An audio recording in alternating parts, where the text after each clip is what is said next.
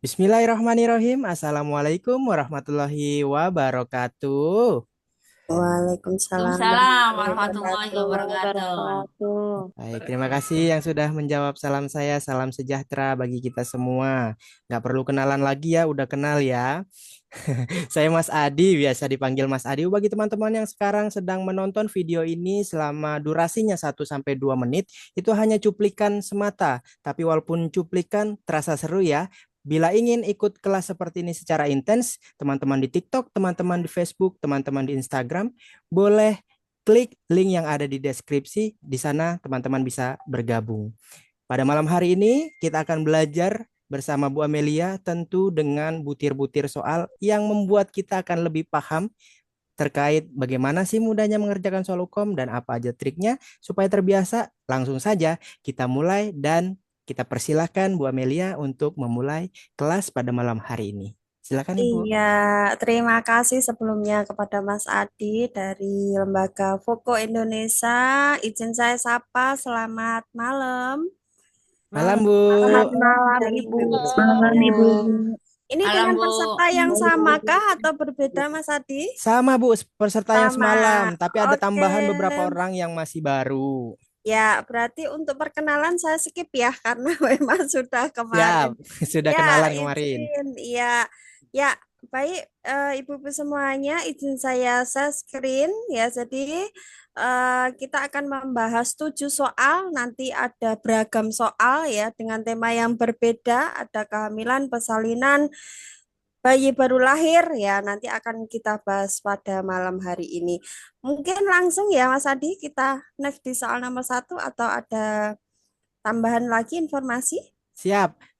Kita langsung ke soal nomor 1 buat teman-teman yang baru join. Setelah tampil soal, nanti otomatis ada waktu ya di kamera saya atau di layar teman-teman. Satu soal 1 menit. Silakan kita mulai dari sekarang. Bu Amelia minta tolong di slideshow saja kali ya Bu, biar luas begitu Bu.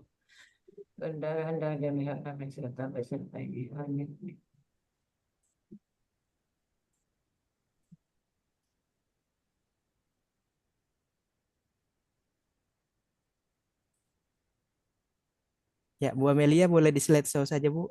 Sebelahnya lagi tuh Bu. Aduh. Oke, siap. Silakan dikerjakan.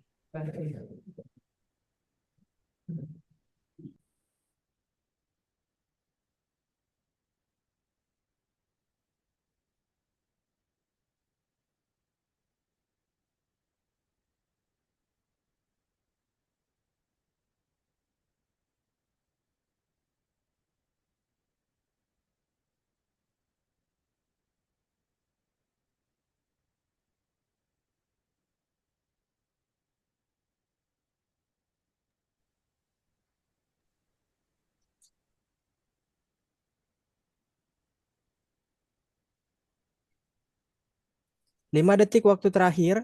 Fokus memilih jawaban sesuai analisa sendiri ya. Belajar fokus dari sekarang.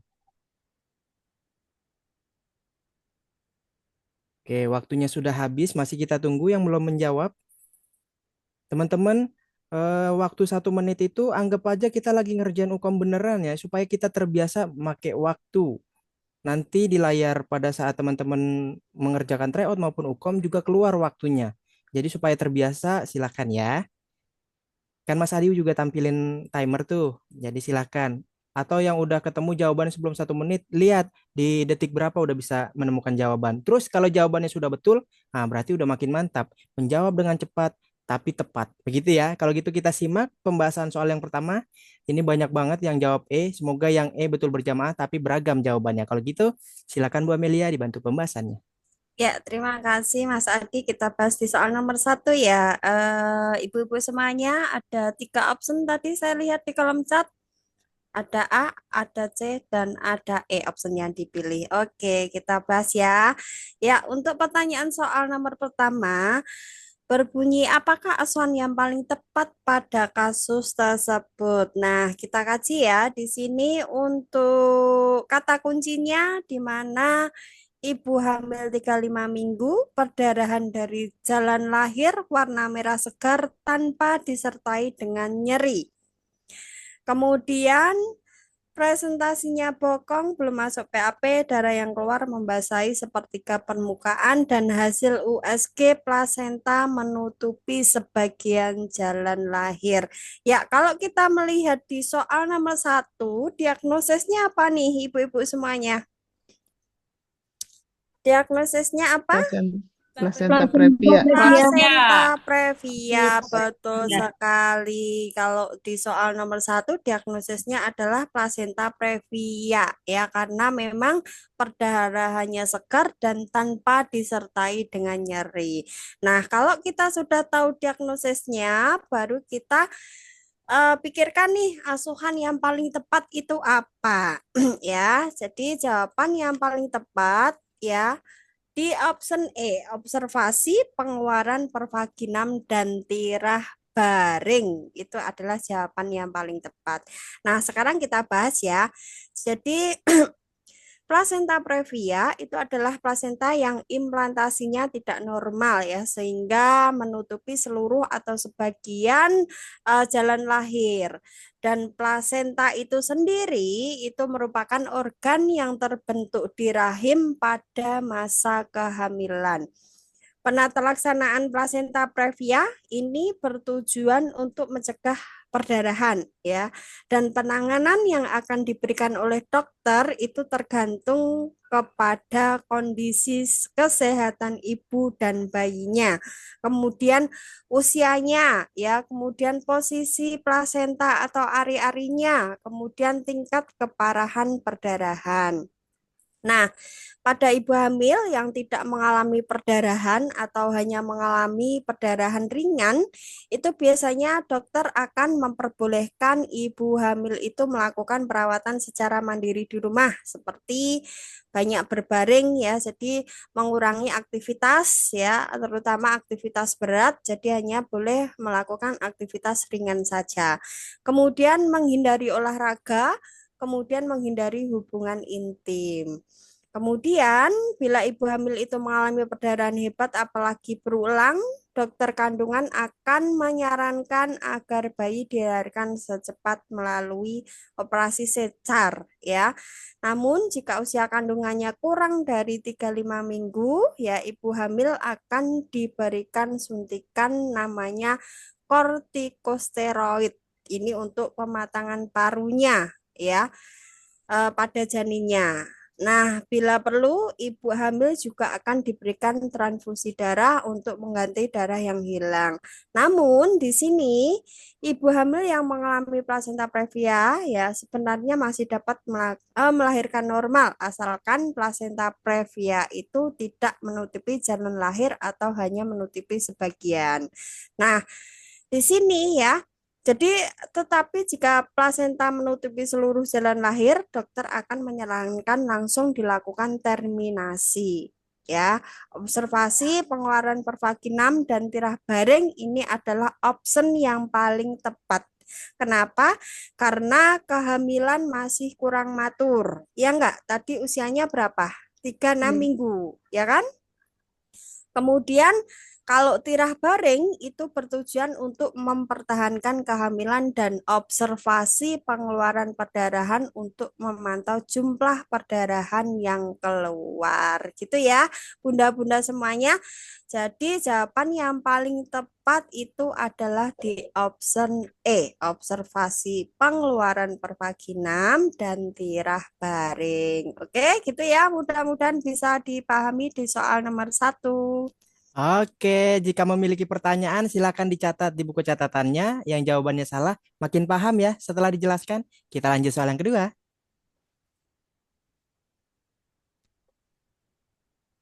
Siap, soal nomor kedua sudah ditampilkan. Waktunya 1 menit, silakan dimulai dari sekarang. Kolom chat saya matikan 30 detik, setelah itu saya nyalakan.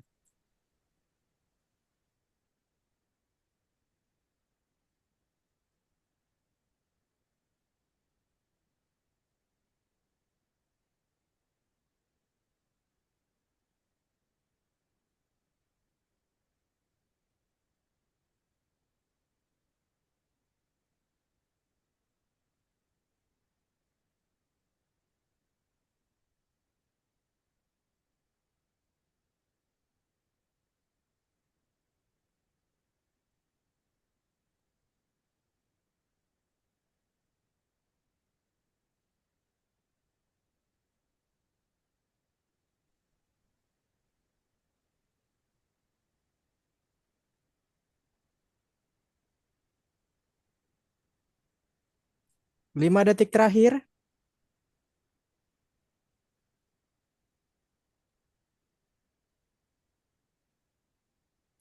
Baik, jawabannya semuanya terpilih nih, A, B, C, D, E.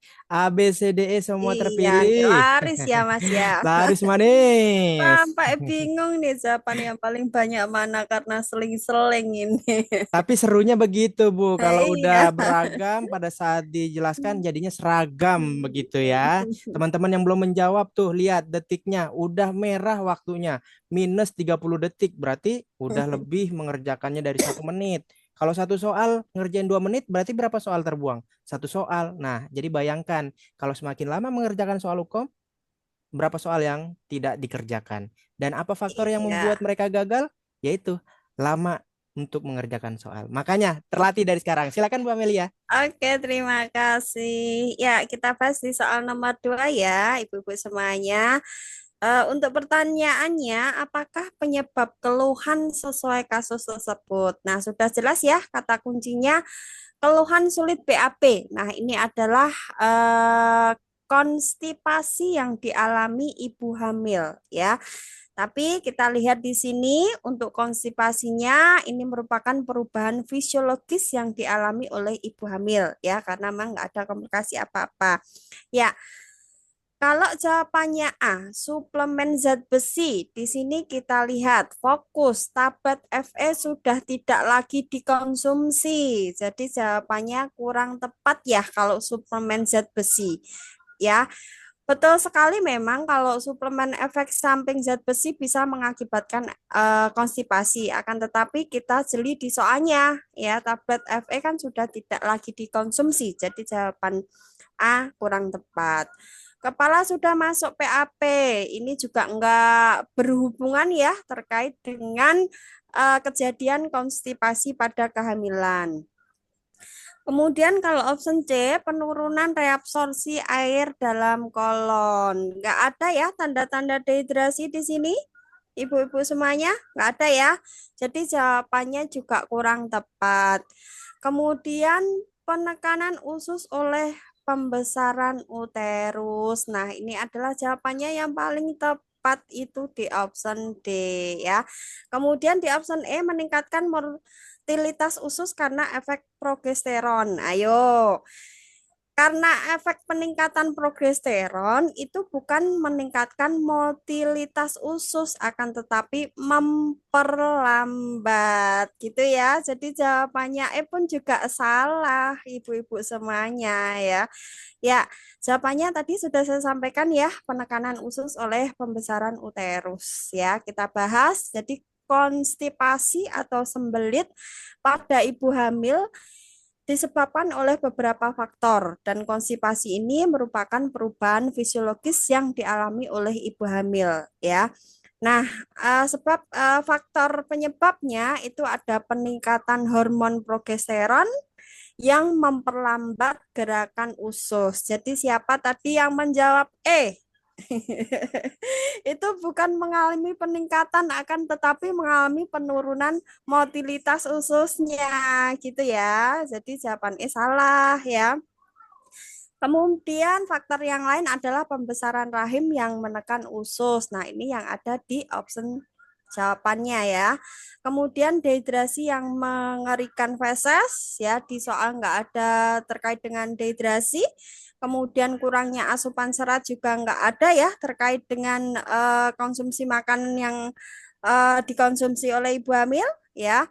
Kemudian penggunaan suplemen zat besi yang mengurangi kadar air usus. Kemudian gaya hidup kurang aktif yang memperlambat gerak usus. Nah, ini adalah faktor penyebab terjadinya konstipasi. Jadi jawaban penekanan usus oleh pembesaran uterus itu jawabannya yang tepat karena saat uterus membesar ya terutama pada trimester kedua dan ketiga rahim dapat menekan usus besar dan rektum dan tekanan ini menghambat gerakan normal usus yang membuat tinja bergerak lebih lambat. di saluran pencernaan. Makanya di situ bisa terjadinya konstipasi. Gitu ya, Bunda-bunda semuanya harus jeli ya di soal maupun option jawabannya. Oke? Sudah paham di soal nomor 2? Paham. Oke. Oke. Seperti biasa dicatat ya jawabannya awal apa, yang benar apa. Nanti di akhir ditanya dari 1 sampai terakhir betul berapa. Kita lanjut soal yang ketiga. Silakan, soal nomor 3 sudah ditampilkan 1 menit. Dimulai dari sekarang.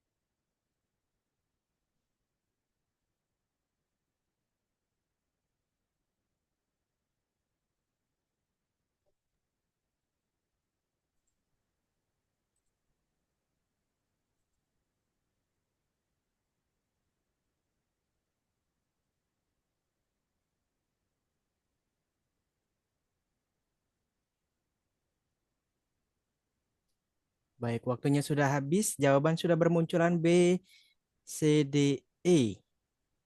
Ada yang A juga atau enggak ya? Coba Mas Adi scroll dulu. Silakan yang belum menjawab, boleh dipilih. D didominasi ya. D, D, D, C, D, E, C, D, E. Oh, ada yang B, B, C, D, E berarti. Yang A nggak ada. Apa ada? Nggak coba ya. Nggak ada, yang A nggak Ada ada. sepertinya ya, Mas ya. 4 option jawaban, Bu. Silakan, Bu. Ini langsung aja sepertinya ini mah kebingungan ini. Oke, di soal nomor 3 masih beragam ya, ibu-ibu semuanya nggak apa-apa ya.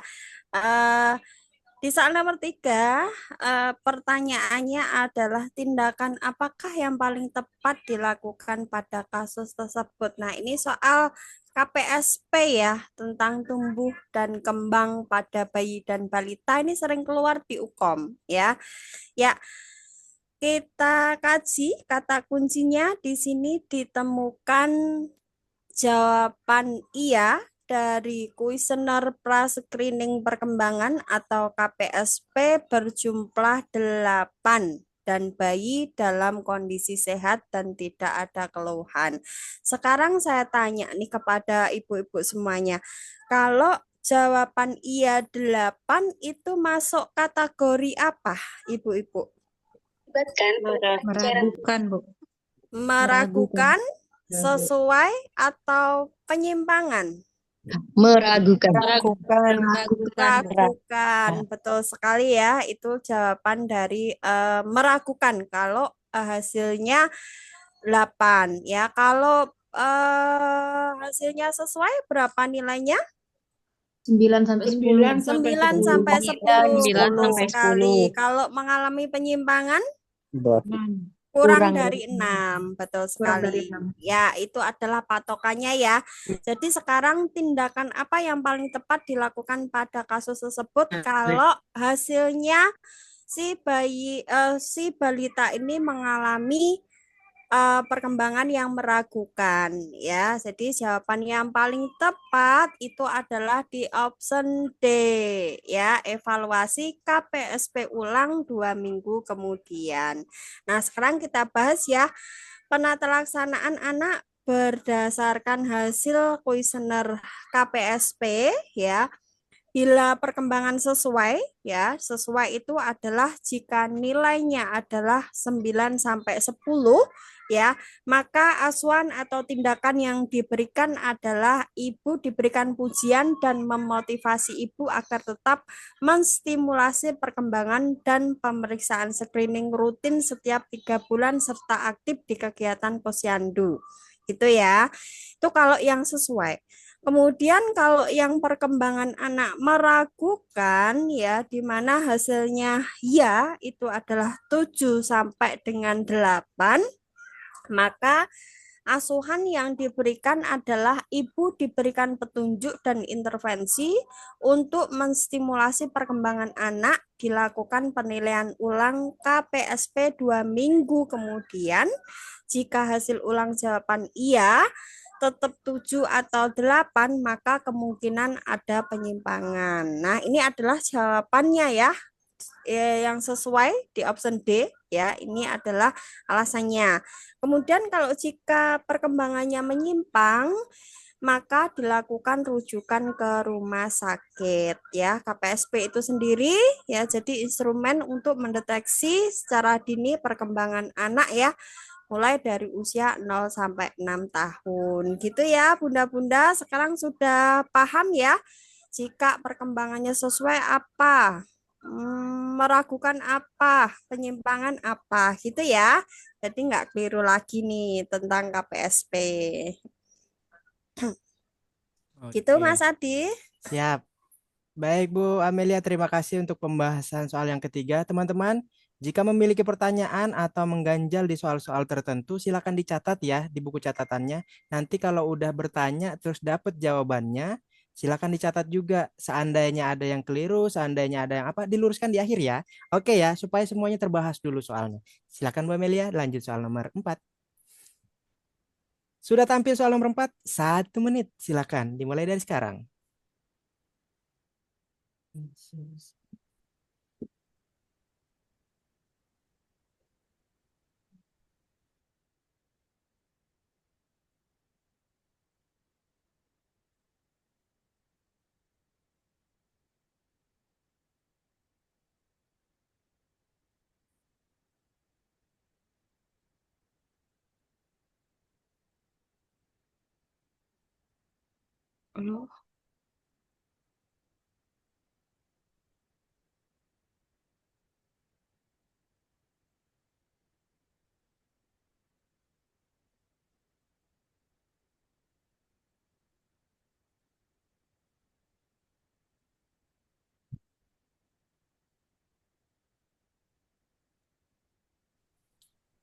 5 detik terakhir.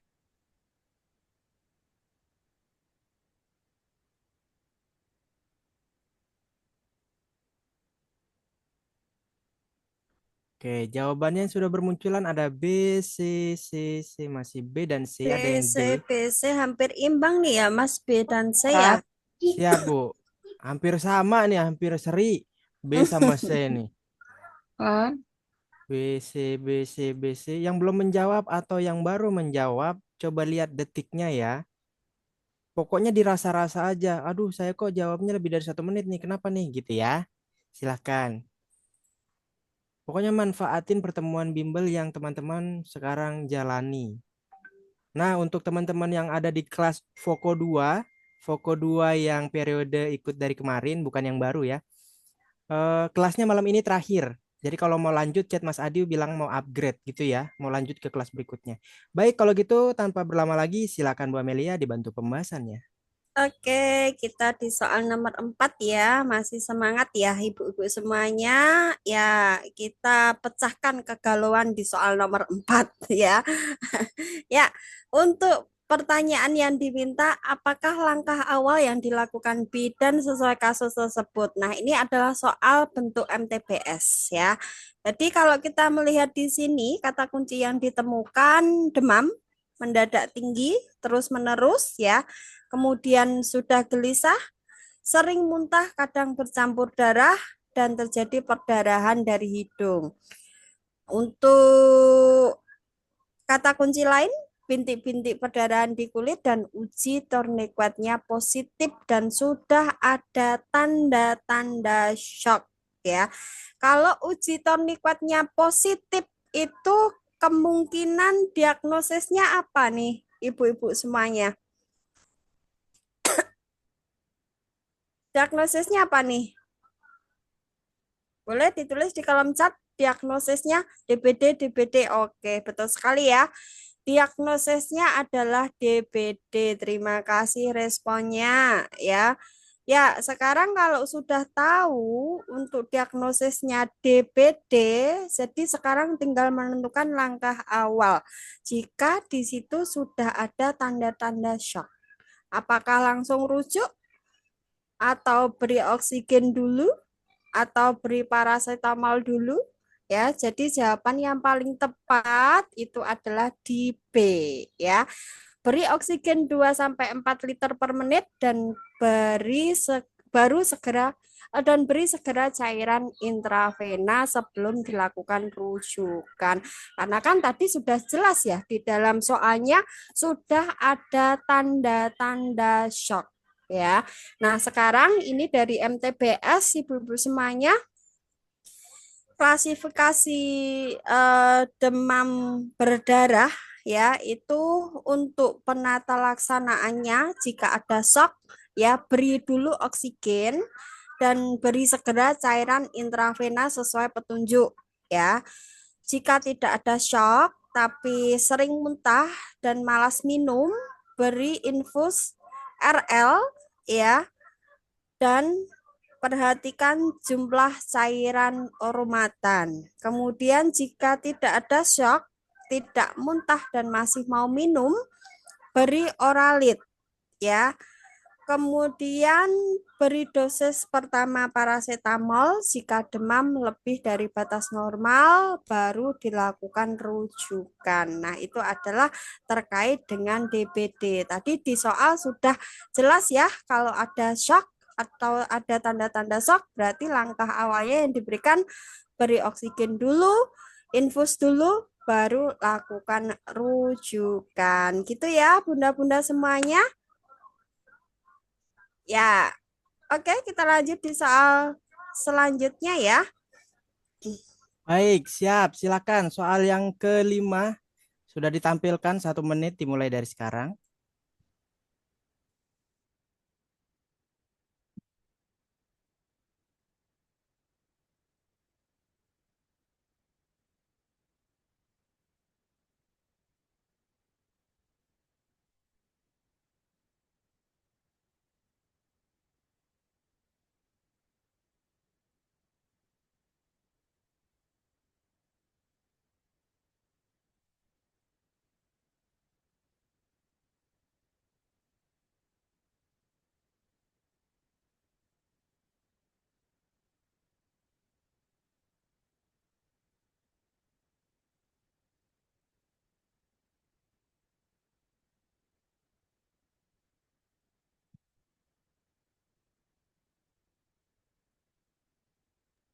Sepuluh detik terakhir.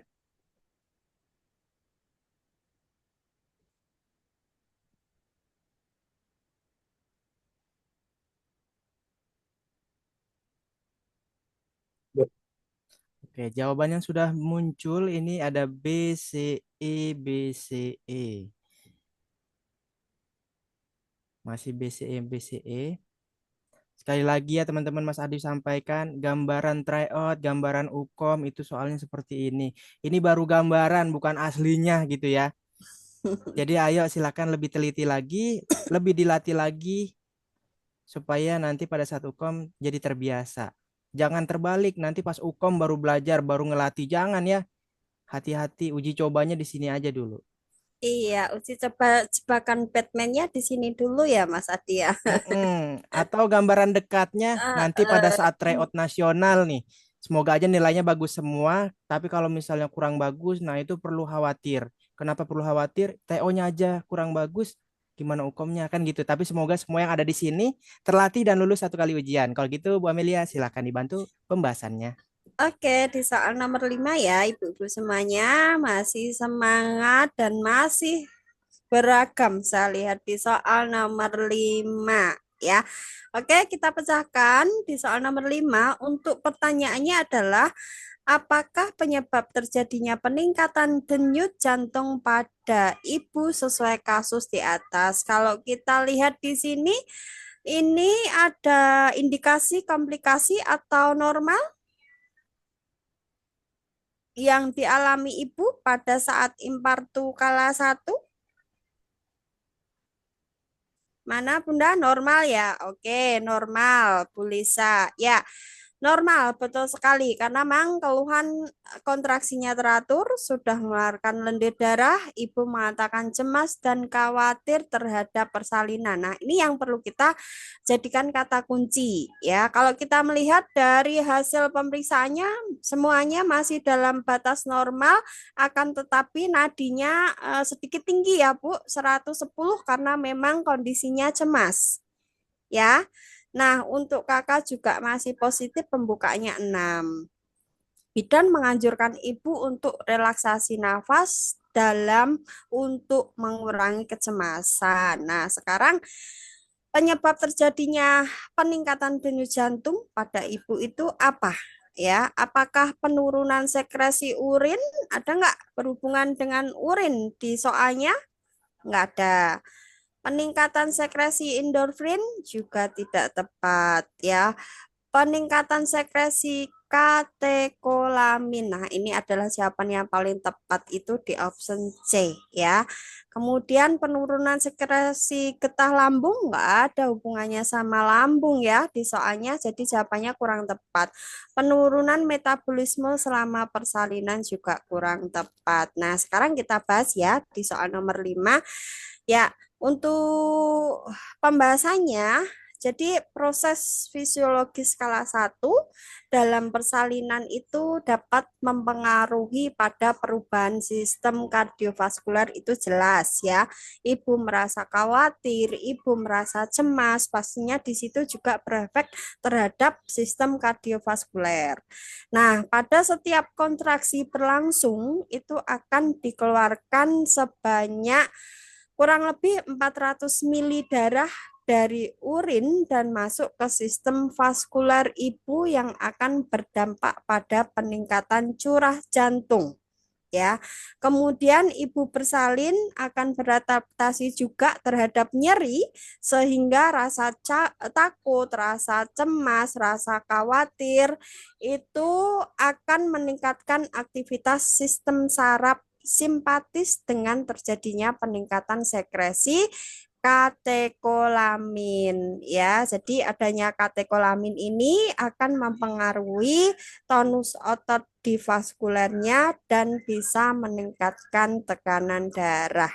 Nah, di sini untuk peningkatan sekresi katekolamin ya, ini merupakan keadaan pengeluaran hormon ya yang dapat dipicu karena adanya kecemasan sehingga meningkatkan kerja saraf simpatis ya, sehingga bisa mengakibatkan rasa cemas dan khawatir pada saat menghadapi persalinan. Gitu ya, bunda-bunda semuanya, jawabannya di option C. Oke, jawaban betulnya adalah C, Bu. Sebentar, Bu Amelia. Sebelum Ya, kita lanjut soal nomor 6, Bu Amelia. Balikan dulu, Bu, soal nomor 5. Teman-teman, dari 1 sampai 5 kira-kira ya. Sebentar, Bu Amelia, boleh. Nah, ya. Teman-teman semuanya, 1 sampai 5. Ini kira-kira penjelasannya dapat dipahami atau enggak nih? Jangan sampai kita lanjut. Kepenuhan bingungnya gitu loh. Coba, bisa ya? Setelah dijelaskan bisa ya. Coba deh gini deh. Dari 1 sampai 5 udah betul berapa? Coba. Soalnya kalau Mas Adiu nanti nggak stop dulu, khawatirnya makin buyar atau makin panas, makin meriang gitu pikirannya. Soalnya susah banget kayaknya Mas soalnya nih gitu. analisis banget ya ibu-ibu semuanya malam ini soalnya panas gitu. Panas ya. Oh, ada yang betul 4. Oh, berarti ini banyak yang betul 4. Berarti Hmm, soalnya nggak terlalu sulit lah ya. Cuma kurang terbiasa itu terbukti betul. ya. Betul 3, betul 4, betul 4, betul 3, betul 2. Kayaknya gara-gara baru masuk juga nih. Betul Mm-mm. semua Kak Serly, siap. Bener 5, Alhamdulillah Kak Umul. Keren Kak Umul. Semoga betul semua malam ini Kak Umul. Oh, berarti aman ya 1 sampai 5 sebenarnya aman. Cuma memang kita perlu ketelitian yang tajam dan kurang terbiasa aja. Kalau gitu, Bu Amelia boleh kita lanjut soal nomor 6. Oke, kita next di soal nomor 6. Ya, silakan ibu-ibu semuanya. Oke, 1 menit silakan. Teliti coba 2 soal terakhir. 1 menit dimulai dari sekarang.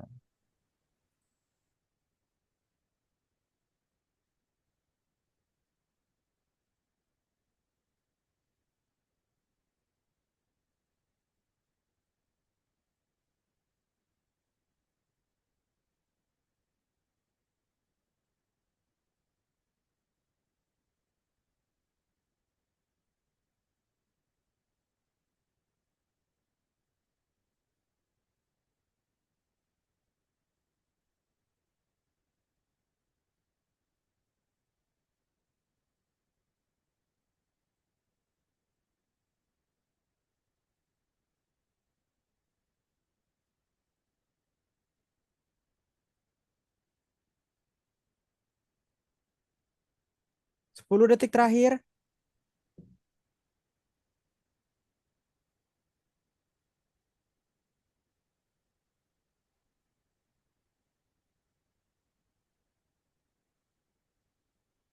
Baik, jawabannya yang dipilih ada A,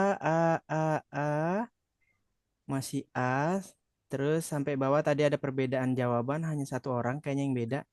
Ada yang D, satu orang, sisanya, oh dua orang yang D, sisanya menjawab yang A. 4 orang yang menjawab D, 5 orang sekarang. 5 orang, berarti A dan D. Yang A banyak banget, yang D hanya sedikit. Yang A melakukan KBI, yang D infus drip oksitosin 20. Oke. Ya, paling banyak yang A udah. Fix yang A.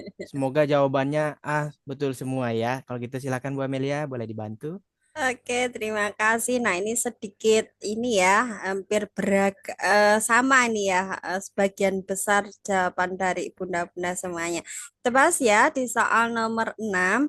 Untuk pertanyaannya, tindakan apa yang tepat sesuai kasus di atas? Ya, kita temukan jika ibu postpartum, di mana di sini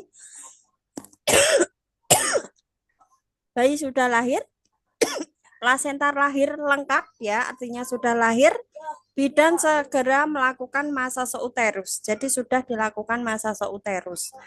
Kondisi lemas ya, kontraksi uterus lembek, laserasi derajat 1, kandung kemih kosong, perdarahan lebih dari batas normal yaitu 600 cc. Kalau ada tanda-tanda uterus lembek dan perdarahannya lebih dari batas normal, di sini diagnosisnya apa, Bunda?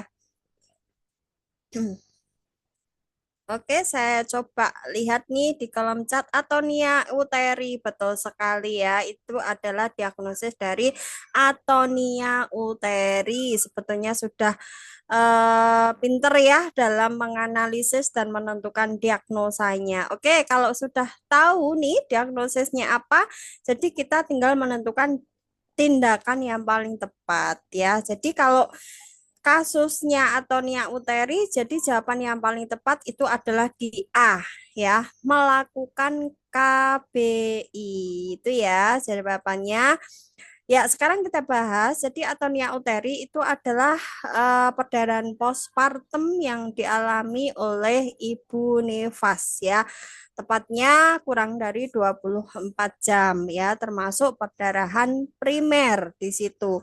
Untuk tanda gejalanya apa? Jadi kontraksinya lembek, kemudian ibu lemes ya, kemudian perdarahannya lebih dari batas normal ya. Untuk penata laksananya gimana?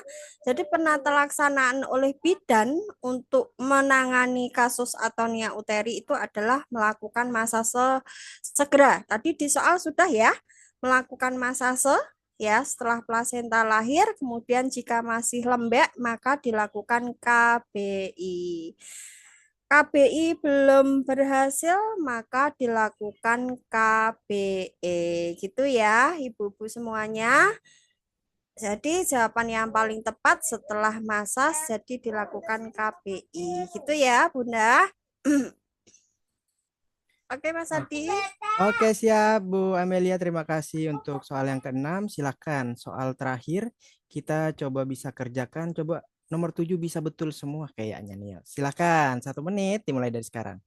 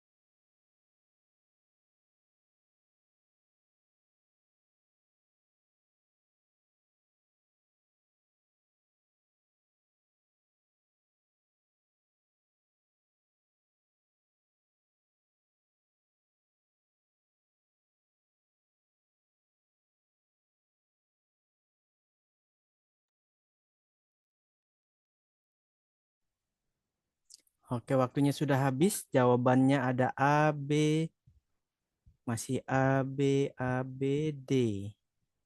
A, B, D. B paling banyak ya. Yang belum menjawab silakan masih ditunggu beberapa detik lagi ya. A, B, D, A, B, D, A, B, D.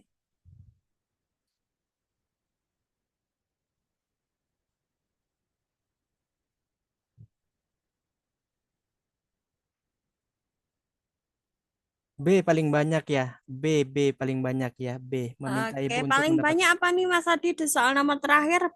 B ya. B, Bu. Oke, B, B, B, B, B, B, Ya. A. Baik, kalau gitu silakan Bu Amelia boleh dibantu pembahasannya. Ya, terima kasih Mas Adi. Kita di soal etik ya, ibu-ibu semuanya di soal terakhir ya. Jadi untuk pertanyaannya adalah apakah prinsip etik yang diterapkan kasus tersebut? Ya, di sini ceritanya ya seorang akseptor KB ya datang ke TPNB tanpa didampingi oleh suaminya ingin mengganti alat kontrasepsi AKDR ke alat kontrasepsi suntik karena head lebih lama dan banyak. Kemudian menstruasinya tidak teratur, tidak ada komplikasi lain. Ya, yang sudah dilakukan bidan ini adalah bidan sudah memberikan informasi tentang KB suntik.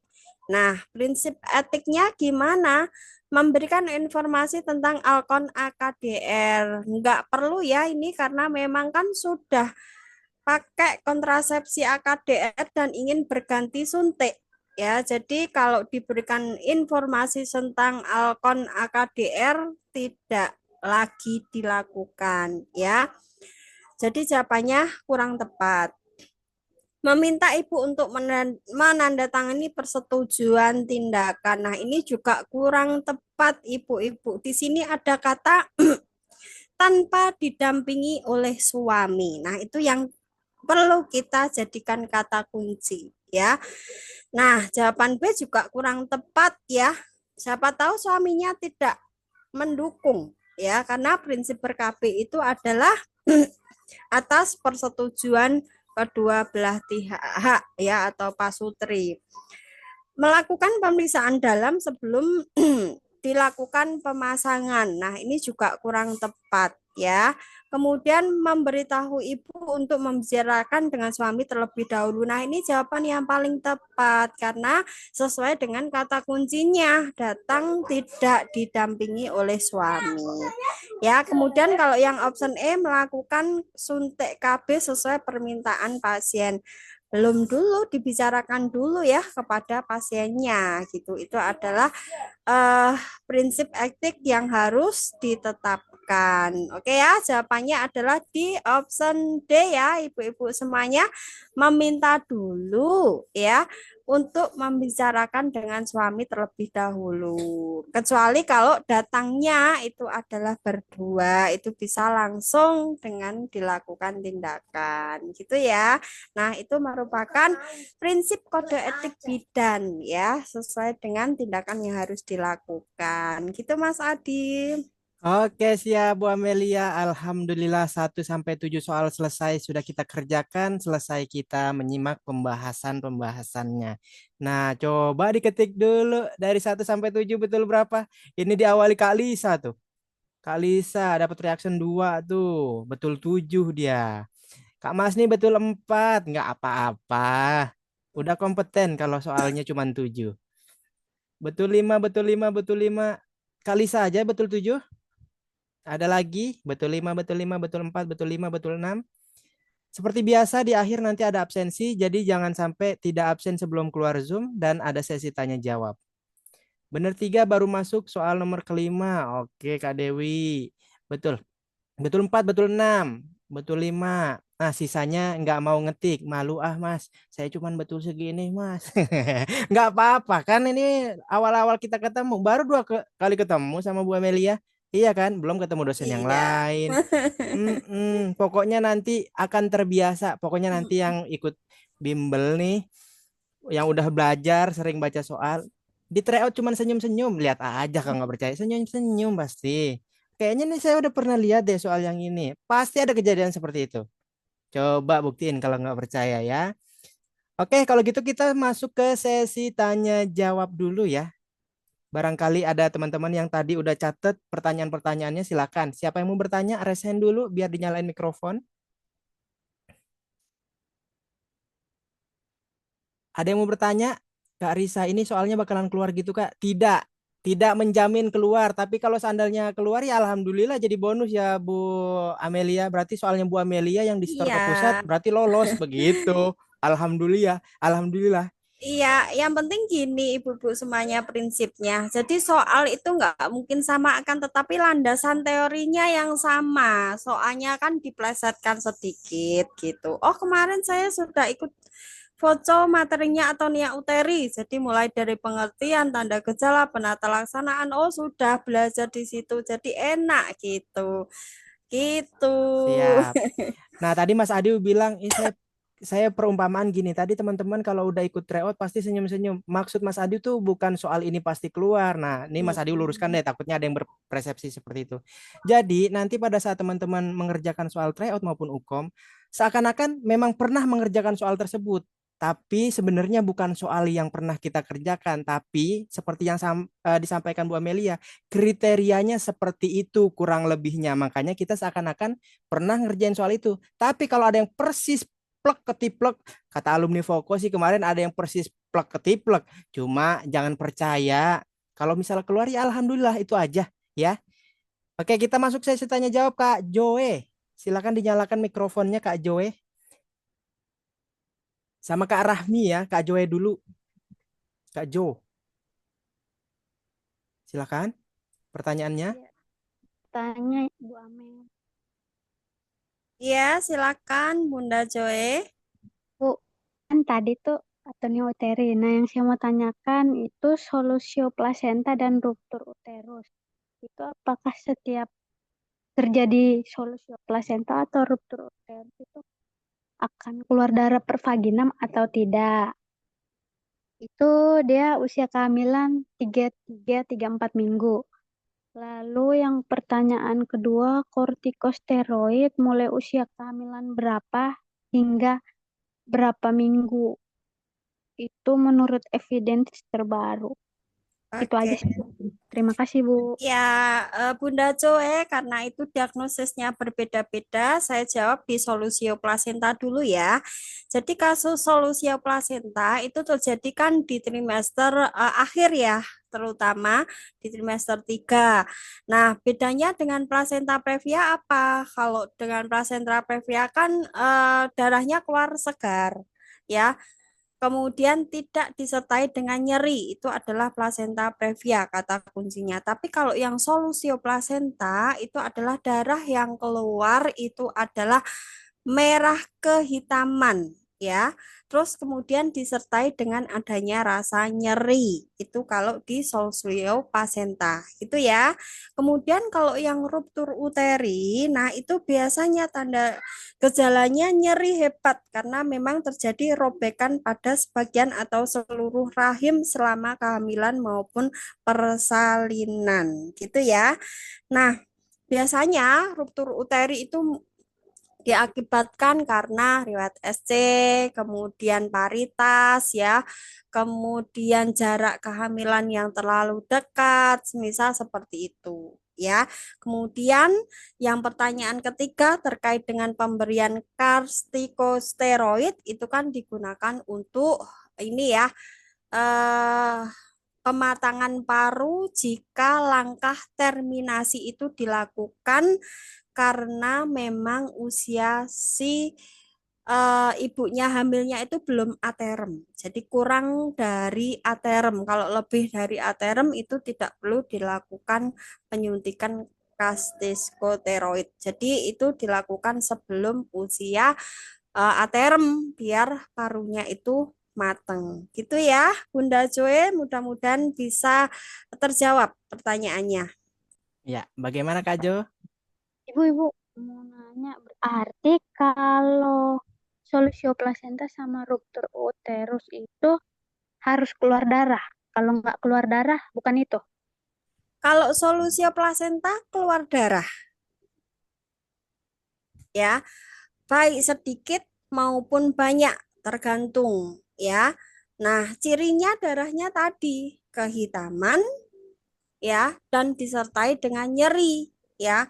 Kalau ruptur uteri itu juga iya kadang, tapi disertai dengan nyeri hebat gitu ya.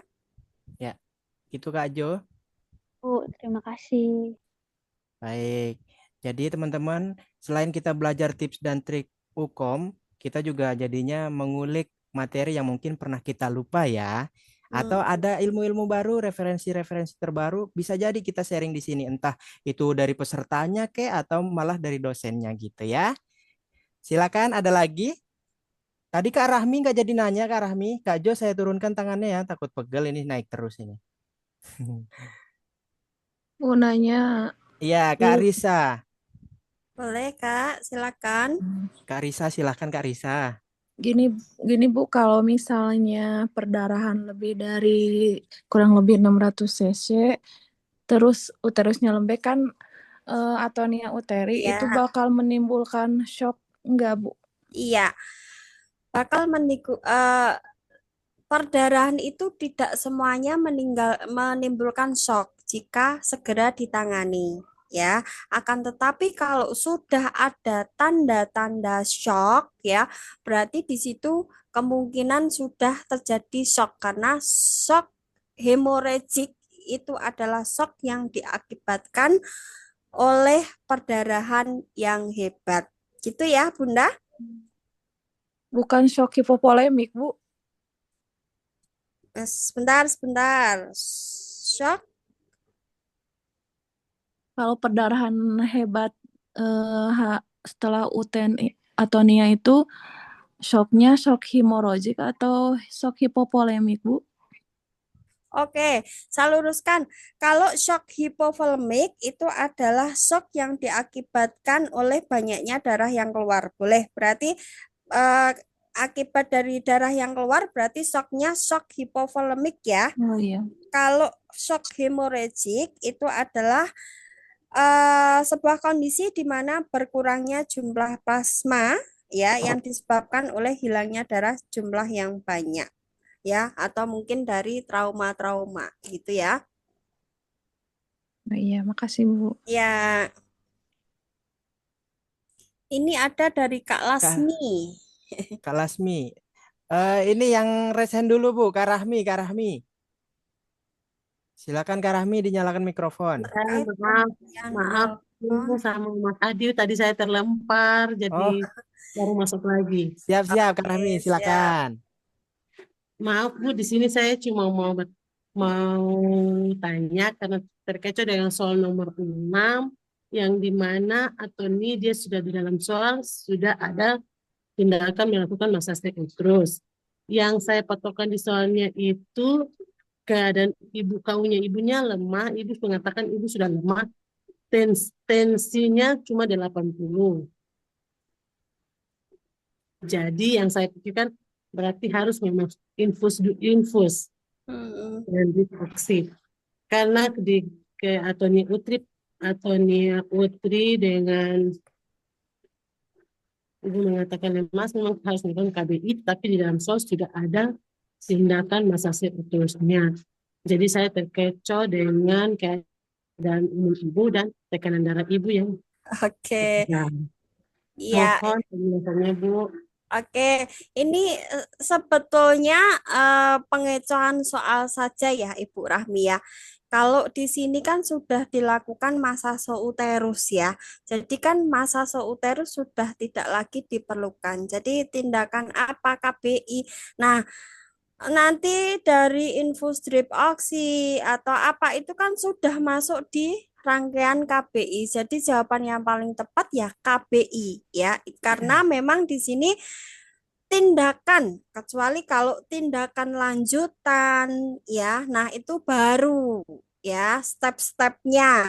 Nah, ini kalau pertanyaannya hanya tindakan apa, berarti berfokus pada melakukan KBI. Gitu ya, Bunda? Ya Bu, terima kasih. Iya, Oke. sama-sama. Baik. Kak Lasmi mau bertanya lewat mikrofon atau tetap dengan pertanyaannya? Biar cepat langsung baca aja kali ya. Kak Lasmi terkait pemberian alkon kecuali mantap. Apa wajib ada persetujuan suami, Bu? Walaupun sudah ada inform consent yang ditandatangan oleh pasien. Oke, terkait pemberian alat kontrasepsi kecuali mantap, apa wajib ada persetujuan suami walaupun sudah ada inform consent yang ditandatangani. Oke, kita belajar sesuai dengan tinjauan teori ya Bu ya. Beda ya kalau menjawab UKOM berdasarkan apa yang ditemukan di lapangan, gitu ya. Nah, pada dasarnya ya, untuk prinsipnya semua harus ada persetujuan antara kedua belah pihak. Itu sesuai dengan teori yang ada ya. Tinggal dibaca alur ceritanya di dalam soalnya bagaimana ya. Nah, itu bagaimana cara menjawab jawaban yang paling tepat gitu. Karena jebakan-jebakan yang ada di soal atau optionnya itu memang sangat berpengaruh kalau memang kita tidak teliti di situ gitu ya. Pada dasarnya semuanya persetujuan dulu ke kedua belah pihak baru nanti disodorkan yang namanya lembar persetujuan gitu ya Bunda Lasmi. Ya. Bunda Kak Lasmi terjawab ya. Nah, ini kemarin kayaknya belum tersampaikan memang. Banyak dosen yang menyarankan, termasuk Bu Amelia tadi juga menyebutkan, UKOM itu mengerjakannya pakai teori ya, teori yang ada, bukan terbiasa. Kita biasanya di sini di lapangan gini Bu, nggak pakai biasanya ya, kecuali OSCE. Kalau OSCE mungkin masih dimaklumi, tapi OSCE juga sesuai tuntutan dari teori juga sih. Tapi kalau UKOM udah plek banget pakainya teori ya. Kebiasaan-kebiasaan kita di lapangan jangan dicampur-campur. Itu yang membuat banyak yang gagal. Karena merasa, saya biasanya gini kok. Nah, itu harus dihilangkan tuh yang kayak gitu ya. Adalah Iya, Bu ya. Rausi, Mas Adi nama dosennya Bu siapa? Salam Bu kenal Bu Rodia, saya dengan Bu Amel ya. Bu Amelia Kak Rozia. Gitu ya teman-teman. Apakah ada lagi pertanyaan? Nah, ini pentingnya ikut bimbingan kayak gini. Ini kan nggak bakal dapat nih di tempat manapun. Atau dapat dari dosennya, cuma kan jarang ketemu. Iya kan? Sekali dua kali lah mungkin. Benar sekali ya Kakak Adiu. Kadang yang di lapangan berbeda dengan teori. Setuju. Karena itu Mas Adi ini udah 5 tahun 6 tahun kayaknya menggeluti uji kompetensi mulai dari rame-rame ya Bu Amelia, akhirnya Iya, betul Bu sekali. Amelia saya ngomongin yang lain malah Bu. Malah curhat di sini Malah Mas curhat Adi. jadi Mas Adi. Iya, saking Mas Adi ini pernah ikut buat apa item review dulu Bu ya. Kalau Bu Amelia masih ingat Iya, di lembaga yang itu ya Bu. Terus iya. pernah ikut pendampingan TO di kampus-kampus. Ya itu pengalamannya. Betul. Selama 6 tahun pokoknya Mas Adu sampaikan pada saat Zoom kemarin. Nah, Keren Mas Adi ditambah pokoknya. ditambah sama informasi yang diberikan oleh dosen di Voko, ditambah dosen yang ada di kampusnya masing-masing. Makin klop, makin pede nggak UKOM-nya nanti? Makin pede kan? Ini baru 2 kali ketemu. Bentar ketemu besok lagi gitu ya. Oke, terakhir. Adakah yang mau bertanya? Sekali lagi terakhir pertanyaan penutup, adakah yang mau bertanya lagi? Kalau nggak ada, boleh ketik cukup supaya Mas Adil dan Bu Amelia juga tahu bahwa kelas ini sudah bisa diakhiri. Cukup? Atau ada pertanyaan lagi? Boleh diketik di kolom chat. Kak, berapa rata-rata nilai UKOM? Tergantung tiap rata nasionalnya ya, di tiap tahunnya. Kalau tinggi ya tinggi juga, kalau rendah ya rendah juga. Apa bagaimana Iya. Bu Amelia? Jadi info ya, karena memang sekarang sistemnya exit excam, jadi per tahun pun tidak ada patokan. Jadi pusat yang menentukan bunda-bunda semuanya. Kadang grade-nya tinggi, kadang grade-nya diturunkan gitu. Ya. Kita mau udah fokus persiapan aja deh, nggak usah Iya, mikir yang ke situ. betul. Takutnya kita fokus ke pemasalahan-masalahan, tapi solusi yang udah ada di depan mata nggak dikerjain, jangan ya. Fokus sama solusinya aja, sesuai nama Foko, fokus kompeten. Nah, bukan fokus nggak kompeten. Gitu ya, cukup.